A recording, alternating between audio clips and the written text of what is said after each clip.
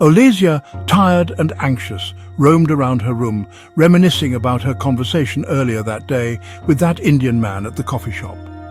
The voice of the Indian man echoed through her very being as she drifted into the corridors of memory.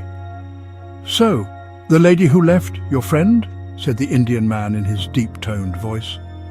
"Yes, actually, she's my cousin, my best friend," Olesia replied. "She had to leave, something urgent came up." She elaborated her answer, trying to fill the gaps between their conversation and give it a more natural rhythm.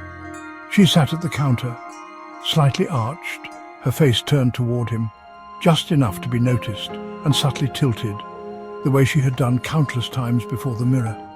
Her hands rested on the counter table, and amid the pacifying murmurs of the other patrons, she felt a pleasing throb, uncoiling itself at the base of her spine, an inexplicable warmth, a velvety pulse as it tightened into a lingering squeeze, gently cascading along the length of her spine, gliding in successive ripples, each ripple stroking her spine from within.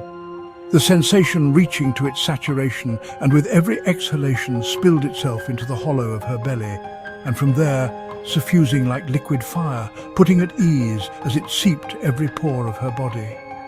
The waves of quiet assurance embracing and dissolving the tense knots within her, and she felt something delicate and molten massaging her from deep beneath her skin. "So, are you new in this town? Where are you from, India?" Olesia asked the Indian man. "Are you waiting for somebody?" asked the strange man, ignoring her question, and Olesia played an apt slave to him, following his lead and continuing the conversation. "No, I am not," she answered, her hand still resting over the imprint of the ring on her finger. Charting the forbidden, violating the sacred, transgressing the limits of morality and forcing into the delicate. The restraint shattering in the face of irresistible has been human delight since time immemorial. It gives rise to push and pull of emotions, the irresistibility of indulgence reaching its saturation, and then this very push restrained, pulled in the next moment by the conditioned codes of marriage.